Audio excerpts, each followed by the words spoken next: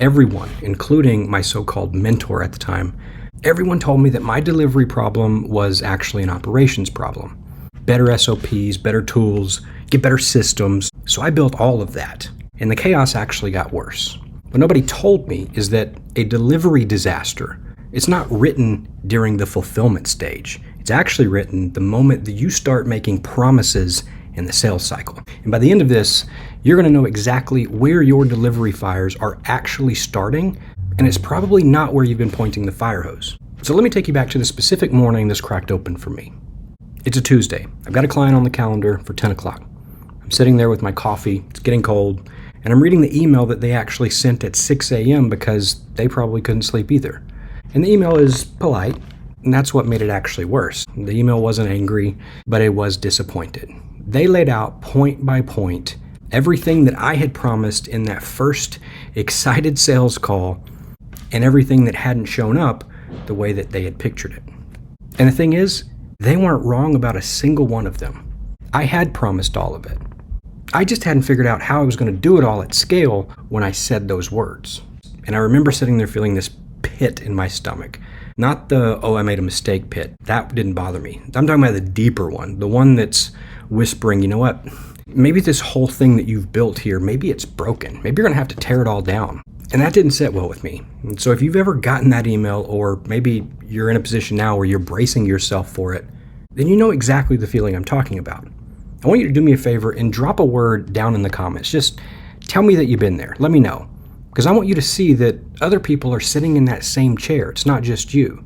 They also probably think they're the only one. Now here's why I actually think I can talk about this at all, and then we'll get right back into it. I've been in direct response marketing for over 17 years. And I say that not as a flex. I say it because I want you to understand that this failure didn't happen to some rookie kid who didn't know what he was actually doing. I had built multi-million-dollar businesses before that point. And I've written several offers that have done millions of dollars. And yet I still walked myself directly into a delivery disaster because I made the exact mistake that I'm about to describe. And I've also watched this played out in dozens of client businesses ever since, and it is always the same pattern. So I'm not talking from theory. This is me telling you what I got wrong so you don't have to spend a year confused about it like I did. And here's the mistake. And it might sound a little backwards at first. When my delivery started falling apart, I did what every operator does. I assumed that my problem was execution. The logic feels airtight, right? Work's not getting done, therefore I need a better way to get work done. Makes sense. So I bought the project management tool. I wrote the SOPs. I hired the help. I built a Notion dashboard about it, and I'm not kidding you. That Notion dashboard was more beautiful than the actual work I was delivering, and I spent a ridiculous amount of time doing it. And yet, the chaos got worse. Because here's what I was actually doing. Let's do a little thought experiment. Imagine that your upstairs bathroom sink is overflowing. Water's on the floor, it's running down the hall, and so you go and you run and grab towels. You grab better towels, more towels. You get the industrial ones. You get really, really good at mopping. You become a world-class mopper. And the whole time, the faucet is still on full blast upstairs. Well, that was me. I was optimizing the mopping. Nobody actually told me to go up and turn the water off. So the real enemy here, it's not disorganization. The real enemy is the belief that a delivery failure is a signal to add effort. Because that belief is the trap. And it's a specific kind of trap where the harder you work, the deeper you end up sinking. And I know this pattern in my bones because I've lived a version of it more than one time years before all of this. There was a season where I worked hundreds of hours a week across 3 jobs and I was still broke. But yet I kept thinking the answer was more hours. If I could just find a 4th job, if I could just sleep less. It never once actually occurred to me that the problem wasn't the amount of effort. The problem was that I had built a life where more effort couldn't fix it. So the design of my life, that is what was broken. And no amount of hours poured into a broken design is going to get you out. So I had to change what I was doing, not do more of it. And the same exact thing was happening in my client business.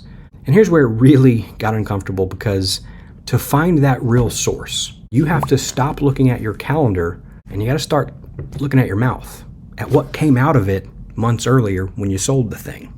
So let me trace this backward for you the way that I finally traced it for myself. I sat down and I looked at every promise that I had made on that sales call. And I noticed something. Every single yes that I had given ended up being a custom yes. Sure, we can build that specifically for you. Absolutely. I'll handle that part personally. No problem. We'll tailor the whole thing to your situation. Yep, we do that too. At the time, I thought I was being generous, thought I was being a great partner. I was closing the sale by promising a thing that only existed if I personally sat down and did custom genius work every single time. I hadn't actually sold a productized service. Instead, I had sold myself as a permanent bottleneck, and then I acted surprised when I actually became the bottleneck. And this is the part the whole client business world drifts into without even noticing. You start to take on scope creep one polite yes at a time. Somebody asks for the extra thing and you say yes because you want them happy. You want to close the deal. Then the next client hears that you did it for that person, so now it's all of a sudden a standard. And you look up one day and you're running a full-blown do-it-all agency that you never once decided to even build. You didn't choose it, you yesed your way into it. And an agency that you didn't design, well, that's the most expensive thing that you'll ever accidentally own because it costs you every hour that you have. So here's the reframe. And this is the one thing that I really want you to carry out of this video, and I call it the promise trap. The promise trap is this. Delivery is designed at the offer stage. It's not managed at the fulfillment stage. By the time the work is in front of you, the outcome should have already been decided. You simply cannot systemize your way out of a promise that requires a genius doing custom work every time. There is no tool for that. There's no hire for that. There's no SOP for that. The SOP for Justin personally has a brilliant custom idea for each client. That's not a document that you can write. That's not a process. That's more like a hostage situation. And guess what? You're the hostage. And I know you might be thinking, but my clients want custom. That's why they hired me. If I standardize it, I'll lose the magic. I'll lose the premium. It'll become a commodity. You know what? I thought all of that too. And I was dead wrong. And let me show you why. When I finally rebuilt this, here's what I actually did. I narrowed the promise. I took the giant everything for everyone offer and I made it small and sharp. One clear outcome, one clear path to get there. And then, part that really scared me, I removed myself from the critical path.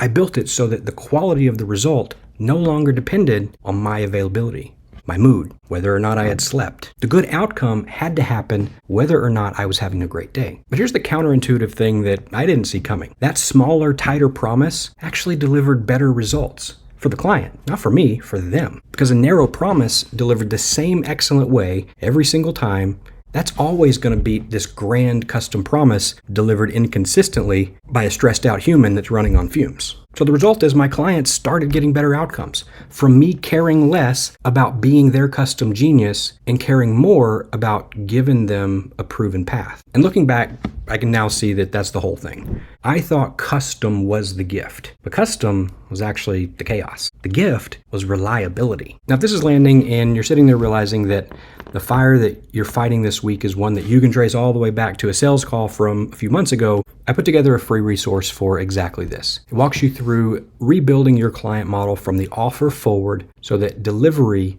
becomes a byproduct of good design instead this heroic act that you have to perform every single week for every single new client.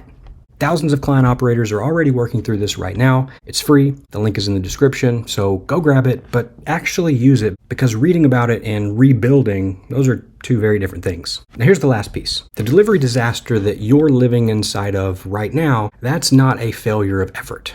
And please hear me on that. You're not lazy. It's not that you're disorganized. You're almost certainly working harder than anyone else you probably know. I know I was. The disaster is feedback. It's your business telling you in the most stressful way that it possibly can that, hey, buddy, you promised something that couldn't be delivered the way that you built it. So stop asking, how do I deliver this faster? That question keeps you mopping the floor. Start asking a different question. What did I promise that made this impossible to deliver well? That question is the answer. Because you can't systemize your way out of a bad promise. You can only redesign the promise. So the fix was never in the fulfillment in the first place. The fix was always upstream at the faucet in the words that you said before any work ever began. Build the delivery into the offer, and delivery stops being a fight that you win every week, and it starts being a thing that just works. So if this reframed how you see the fires that you've been fighting in your business, the next video you want is my breakdown of exactly how to design an offer that doesn't require you to be the genius in the room. So watch that one next. It's the practical other half of this, and I'll link it down in the description. Also subscribe if you want more of this kind of thinking, because I make it for exactly the operator that you are right now. And last thing I genuinely want to know, in the comments tell me, which one are you? Are you still mopping, still buying tools and adding effort to this broken model? Or have you already figured out that the problem was the promise all along? Just tell me, mopping or promise? I read these and I want to see where you're standing right now. I'll see you in the next video.